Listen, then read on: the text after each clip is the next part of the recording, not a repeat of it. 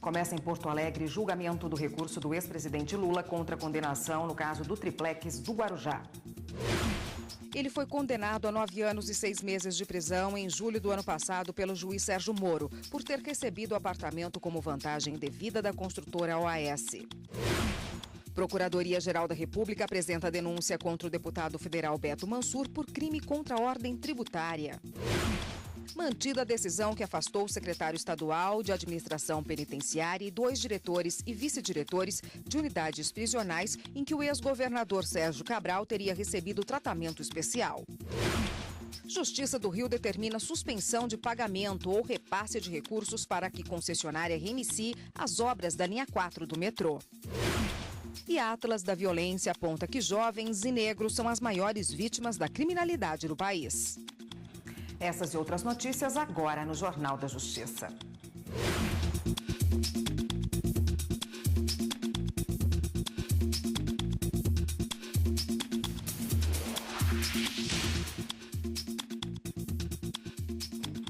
Olá, boa tarde para você. Começou hoje em Porto Alegre o julgamento do recurso do ex-presidente Lula contra a condenação dele no caso do triplex de Guarujá. A repórter Ana Paula Ergang acompanha tudo desde cedo no Tribunal Regional Federal da 4ª Região. A sessão começou pontualmente às 8h30 da manhã. Durante a leitura do relatório, o desembargador Gebran Neto disse que o julgamento vai se ater aos fatos e não à vida pregressa dos acusados. Em relação ao réu Luiz Inácio Lula da Silva, foi condenado por um crime de corrupção passiva, na forma do artigo 317 do Código Penal, com a causa de aumento de pena do seu parágrafo 1º, pelo recebimento de vantagem indevida do Grupo OAS em decorrência de valores oriundos do contrato do consórcio Conest-Ernest com a Petrobras. 2, foi condenado também por um crime de lavagem de dinheiro, nas formas dos dispositivos legais que já mencionei, envolvendo a ocultação e simulação da titularidade do apartamento 164A, triplex, e do beneficiário das reformas realizadas. Além de Lula, o processo conta com outros 6 réus.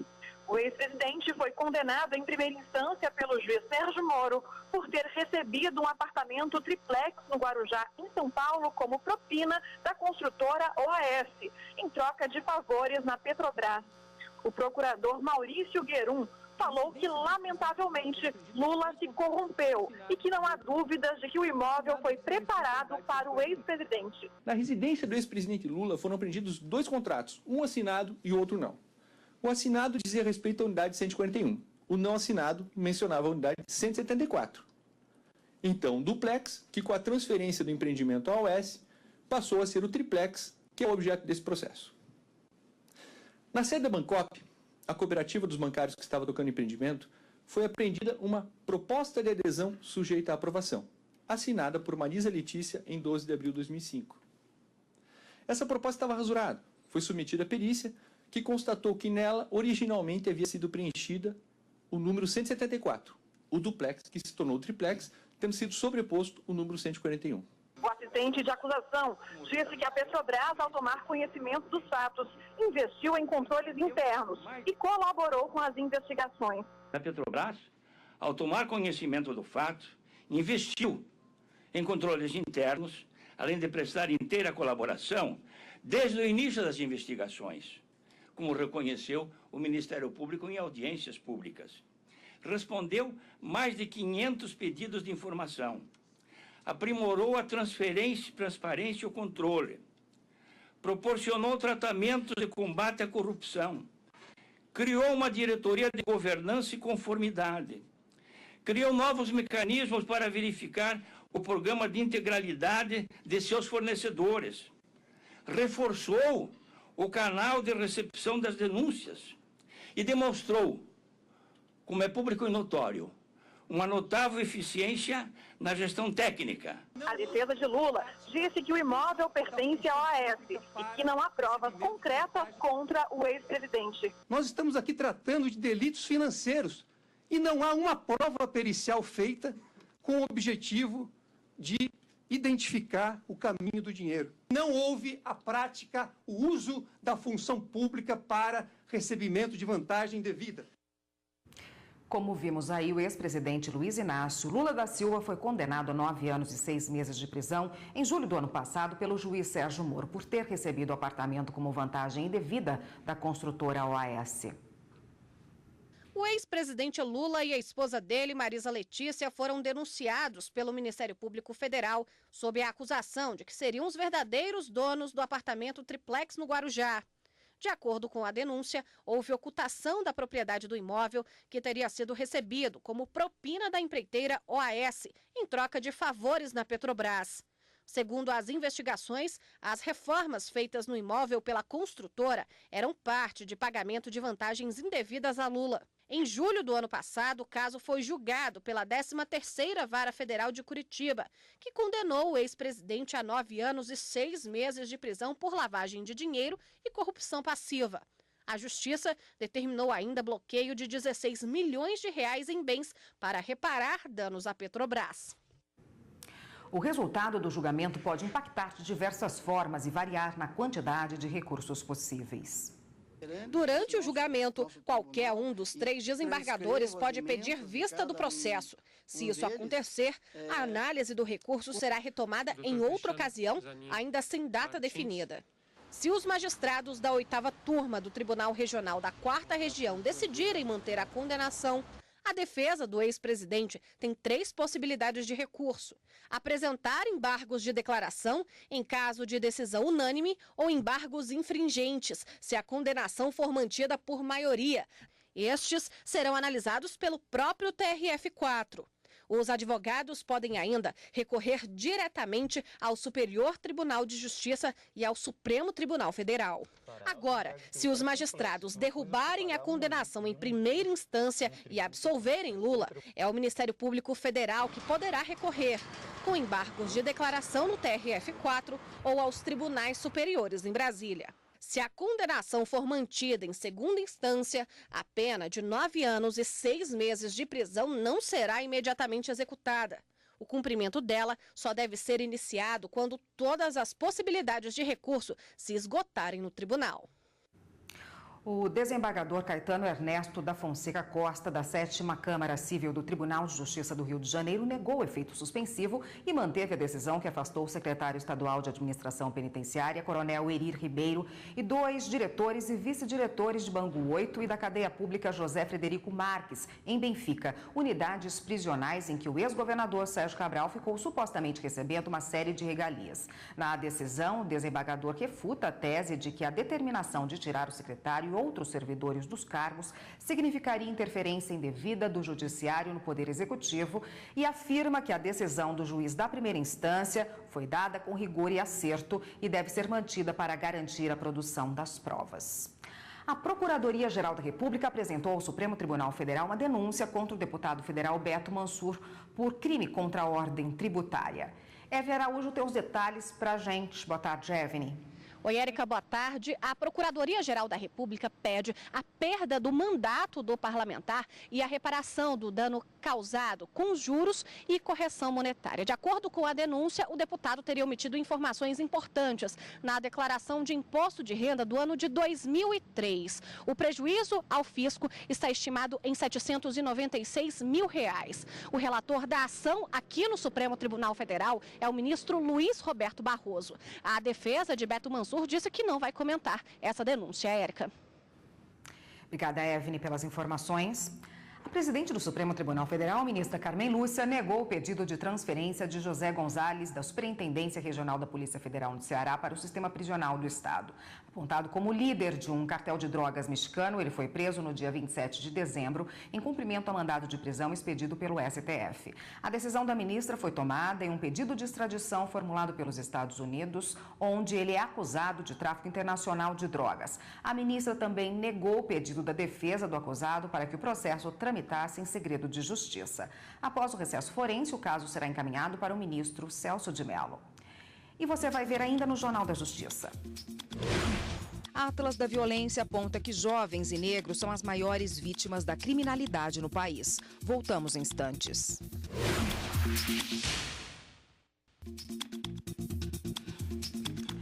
Voltamos a falar do julgamento do recurso do ex-presidente Lula no Tribunal Regional Federal da 4ª Região em Porto Alegre, que começou nesta manhã. Neste momento, os desembargadores estão votando. A repórter Ana Paula Ergang está lá no tribunal e ao vivo por telefone. Tem outras informações. Ana, como anda o julgamento? Boa tarde, Érica. Boa tarde a todos. Neste momento, quem vota é o desembargador Gebran Neto. Ele é o relator da Lava Jato aqui no TRF4 e, portanto, o primeiro a votar. Ele negou todas as preliminares suscitadas pela defesa. Foram 13 preliminares e que pediam, a anulação do processo. Então, todos esses pedidos foram negados pelo relator. O relator, ao analisar o mérito, também disse que há provas suficientes de que Lula foi um dos articuladores do esquema de corrupção na Petrobras. Ou seja, ele já indicou que está votando pela condenação do ex-presidente Lula. Lembrando novamente que o relator é o primeiro a votar e depois dele votam os outros 2 desembargadores da 8ª turma. Érica. Obrigada, Ana Paula. A Justiça de Primeira Instância determinou em caráter liminar que o Estado do Rio de Janeiro pare de realizar qualquer pagamento ou repasse de recursos para que a concessionária Rio Barra reinicie as obras da linha 4 do metrô Rio. Os trabalhos para a conclusão da estação Gávea estão suspensos há mais de 3 anos. Na decisão, a juíza Viviane Vieira do Amaral destaca que, por causa da crise econômica, o Estado do Rio deve assegurar recursos para as despesas mínimas necessárias aos direitos e garantias fundamentais da população e que o endividamento torna incompatível a contratação de novos empréstimos. O Instituto de Pesquisa Econômica Aplicada, o IPEA, e o Fórum Brasileiro de Segurança Pública divulgaram um levantamento que revela o perfil de vítimas de homicídio e de mortes violentas por causas desconhecidas. Os dados aplicados na elaboração do Atlas da Violência mostram que jovens e negros são as maiores vítimas da criminalidade. Como os brasileiros acham que está a segurança pública no país? A gente anda preocupado hoje em dia. Não tem segurança, a gente não encontra segurança, a gente não se sente seguro. A gente, quando sai na rua, é olhando para um lado e para outro, com a bolsa na frente, tá um absurdo. Essa sensação de insegurança não é à toa. Somente em 2015, mais de 59 mil pessoas foram assassinadas aqui no Brasil. É o que revela o Atlas da Violência, que leva em consideração dados do Sistema de Informação sobre Mortalidade, controlado pelo Ministério da Saúde e também de registros policiais. Desde 2005, o objetivo do levantamento é comparar os números da violência aqui no país. Além da quantidade de mortes, a pesquisa também divulgou o aumento dos homicídios em algumas regiões e o perfil das vítimas. Entre 2005 e 2015, 318 mil pessoas foram assassinadas no Brasil. Em alguns estados do Norte e Nordeste, os assassinatos subiram nos últimos anos mais de 100%, como no Rio Grande do Norte, Sergipe e Maranhão. Das 59 mil mortes em 2015, mais de 31 mil são de jovens entre 15 e 29 anos. Os homens são a maior parte das vítimas, representam 92% das mortes. 4.621 mulheres foram assassinadas em 2015. O gênero ainda é uma das principais causas. Uma preocupação dos pesquisadores é quanto à faixa etária das vítimas. Nos últimos Atlas da Violência, elas tinham uma média de 25 anos de idade. Na última estatística, caiu para 21 anos. Grande parte dos casos, segundo este técnico do IPEA, tem relação com o tráfico de drogas. Todos os conflitos envolvendo dívidas, disputas de mercado são muitas vezes resolvidos através da violência. Uma outra verificação da pesquisa também chama atenção. A cada 100 pessoas mortas no país, 71 são negras. Quando você retira outros fatores que poderiam explicar essas diferenças, como renda, uma proxy de renda que se trabalha, na verdade 2 proxies, uma que é local de residência e a outra a escolaridade, indicam que mesmo tirando os efeitos dessas 2 variáveis, a taxa de homicídios de negros é maior do que de brancos. Racismo e excesso durante as abordagens policiais. Para esta procuradora federal e conselheira da Ordem dos Advogados do Brasil do Distrito Federal, isto é o que poderia explicar a grande diferença entre mortes de negros e brancos no Brasil. A implantação de políticas públicas, segundo ela, seria a principal forma de mudar este cenário. Os nossos jovens estão morrendo rapidamente, nós temos uma juventude sem futuro, nós temos uma população negra que ainda sofre muito por conta da exclusão que desde que chegaram ao Brasil em 1500 e pouco. Então, assim, essa política que não se importa com a cor, que é igualitária, que promove o bem-estar de todos, que é um dos objetivos da Constituição, ela tem que ser feita da forma mais rápida possível. E você vai ver no próximo bloco do Jornal da Justiça. As últimas informações sobre o julgamento do recurso do ex-presidente Lula no Tribunal Regional Federal da 4ª Região em Porto Alegre. A gente volta já já.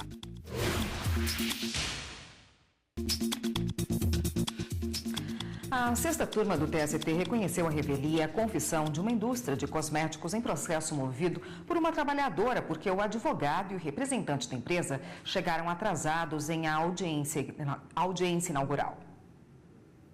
O Tribunal Regional do Trabalho do Paraná manteve sentença que não deferiu a punição pedida por uma auxiliar de produção.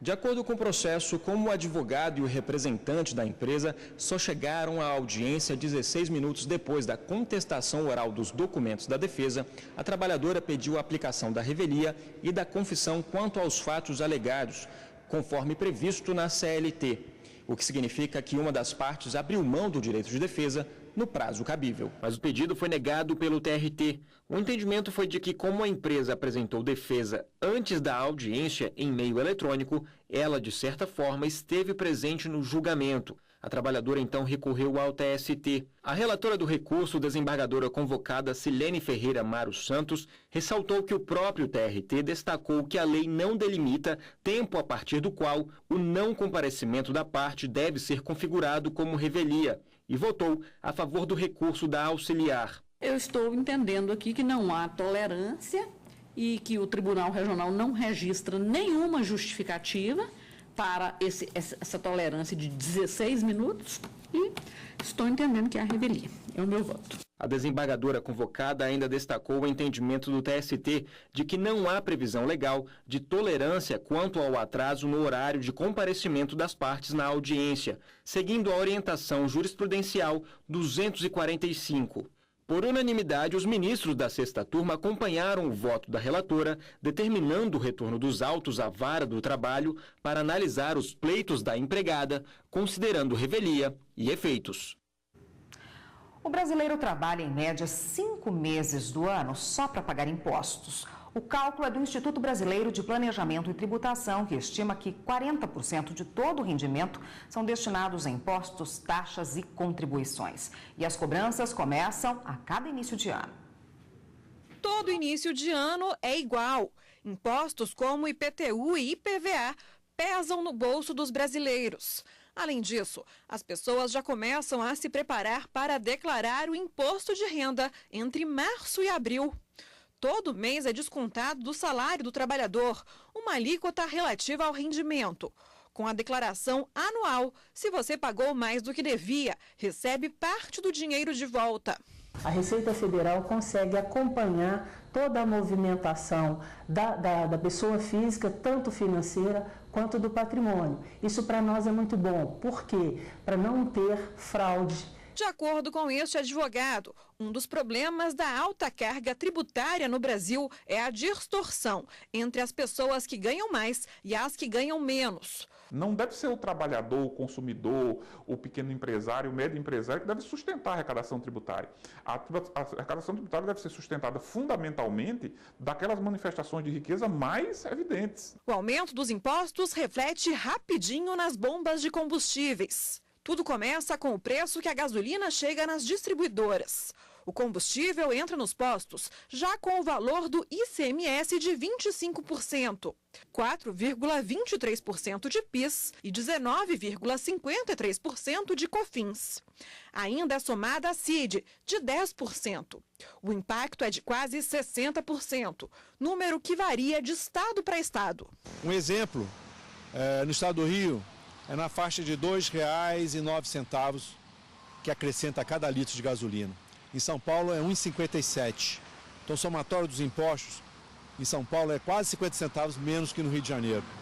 O Distrito Federal, ele cobra R$ 1,78. Em uma conta rápida, em Brasília, com o litro da gasolina a R$ 4,09, sem os impostos, o consumidor pagaria R$ 2,31. Este posto, uma vez por ano, realiza o Dia da Liberdade de Impostos e vende combustível sem a incidência do tributo. O objetivo é conscientizar a população da alta carga tributária. A gente bota 20 litros por veículo, justamente para atender o máximo de pessoas possível. Cada ano demora mais para o brasileiro quitar suas dívidas com o governo. Outro local que serve como termômetro dos tributos é o supermercado. Viviane reabastece a despensa pelo menos uma vez na semana. No cupom fiscal é possível ver. As compras deram R$ 169,49. Abaixo estão discriminados os impostos estaduais e federais. Juntos somam R$ 46,96. Isso representa 27%. A consumidora, que também é empresária, sente no bolso a alta carga tributária. Eu senti o baque da crise quando eu me formalizei, porque realmente você trabalhar hoje na situação atual de Brasília, do Brasil, né? Você trabalhar conseguindo pagar todos os impostos é matar um leão por dia. Rodrigo é dono de um restaurante. Ele deixou de abrir aos domingos para evitar a mudança de regime tributário e a consequente carga maior de impostos. A base de cálculo vai aumentando do Simples. Chegou a 200, 240, ela já está maior do que a do lucro presumido. Quando ela vai chegando no limite, se ela ultrapassar o limite e cair no lucro presumido, aí a empresa passa a ter que recolher o INSS. Aí é mais uma penalização para quem tem mais empregado. Quanto mais empregado, pior. Essas empresas têm que frear para produzir menos. Porque produzindo menos, elas deixam de pagar mais impostos. Os valores arrecadados com os impostos devem financiar bons serviços ao cidadão. Mas, na prática, nem sempre isso acontece. É preciso que a gente mude a perspectiva que a sociedade tem sobre o sistema tributário. É preciso que se tenha consciência de como é o sistema tributário, se tenha consciência nas escolhas políticas que são feitas que permitam alterar esse sistema. A presidente do STF, ministra Carmen Lúcia, recebeu nesta manhã o presidente da República em exercício, Rodrigo Maia. A repórter Carolina Chaves tem as informações para a gente. Boa tarde, Carolina. Boa tarde, Érica. Boa tarde a todos. Olha, o encontro entre a presidente do STF e Rodrigo Maia durou mais de 2 horas. Segundo ele, na pauta da conversa, assuntos de interesse social, como a reforma da Previdência.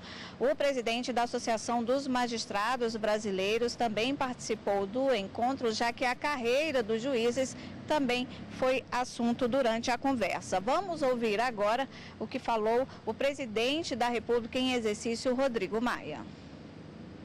Discutimos os temas que têm relação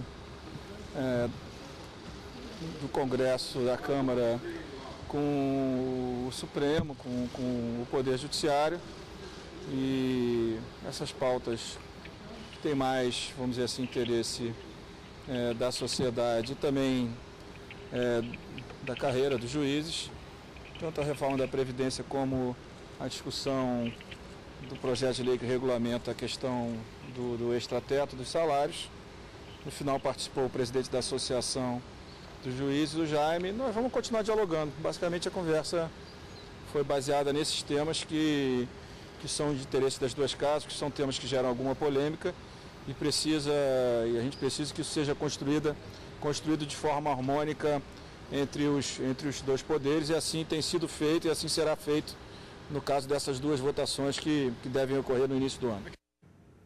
E a Procuradoria-Geral da República encaminhou hoje ao Supremo Tribunal Federal parecer na reclamação, onde questiona a decisão do Superior Tribunal de Justiça, que acatou o pedido da Advocacia-Geral da União e suspendeu a liminar que barrava a nomeação da deputada federal Cristiane Brasil para o Ministério do Trabalho. Ao analisar o pedido, o vice-procurador-geral da República, Luciano Maris Maia, defendeu que cabe ao STF analisar o pedido quando a causa tiver por fundamento matéria constitucional, no caso, o princípio da moralidade.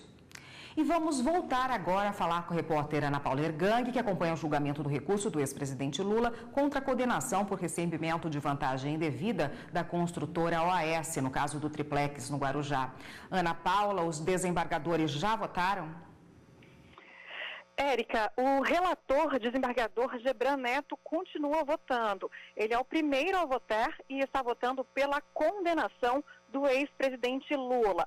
Os principais pontos do voto até agora foram que Lula recebeu sim propina da empreiteira OAS na forma de um apartamento triplex no Guarujá, que a propina foi oriunda de um esquema de corrupção na Petrobras, que o dinheiro saiu de uma conta do OAS que abastecia o PT em troca de favorecimento na Petrobras, que embora não tenha havido uma transferência formal para Lula, o imóvel foi reservado para ele, o que configura a lavagem de dinheiro.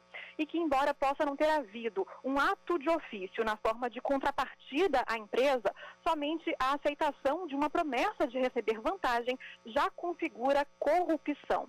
Lembrando novamente que o relator é o primeiro a votar, ainda faltam votar outros 2 desembargadores da 8ª turma, e assim que o relator terminar o voto, a sessão vai ser suspensa por 40 minutos. Érica.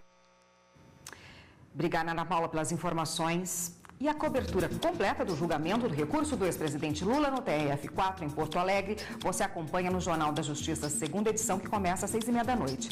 A gente fica por aqui, uma boa tarde para você e até amanhã.